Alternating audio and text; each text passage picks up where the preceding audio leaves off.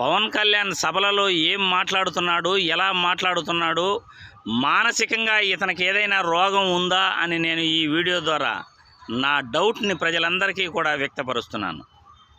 సభలలో సమావేశాల్లో మాట్లాడేటప్పుడు మనం ఏం చేశామో మాట్లాడాలి, మేము అధికారంలోకి వస్తే ఏం చేస్తామో అని మాట్లాడాలి, లేకపోతే ప్రభుత్వం చేస్తున్న తప్పులను ఎత్తి చూపాలి.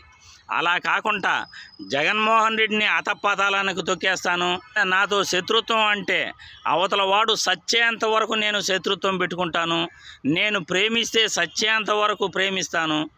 ఏందయ్యా ఈ మాటలు? అసలు నువ్వు ఏం మాట్లాడుతున్నావో నీకైనా అర్థమవుతా ఉందా అని నిన్ను ప్రశ్నిస్తున్నా.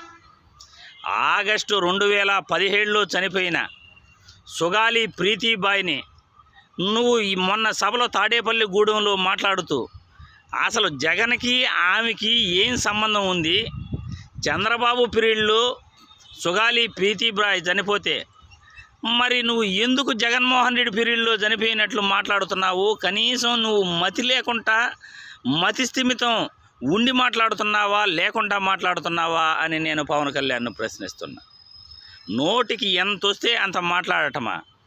కార్యకర్తలు మాత్రం సూచనలు సలహాలు నీకు ఇవ్వకూడదు అంటావు.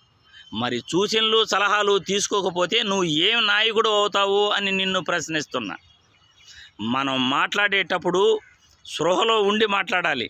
ప్రజలకు ఏం చేస్తున్నామో మాట్లాడాలి, మనం ప్రజలకు ఏం చేస్తామో మాట్లాడాలి, ప్రభుత్వం చేసిన తప్పులు మాట్లాడాలి. కానీ జగన్మోహన్ రెడ్డి ప్రభుత్వంలో ఏం తప్పులు జరుగుతున్నాయో నువ్వు చెప్పలేకపోతున్నావు.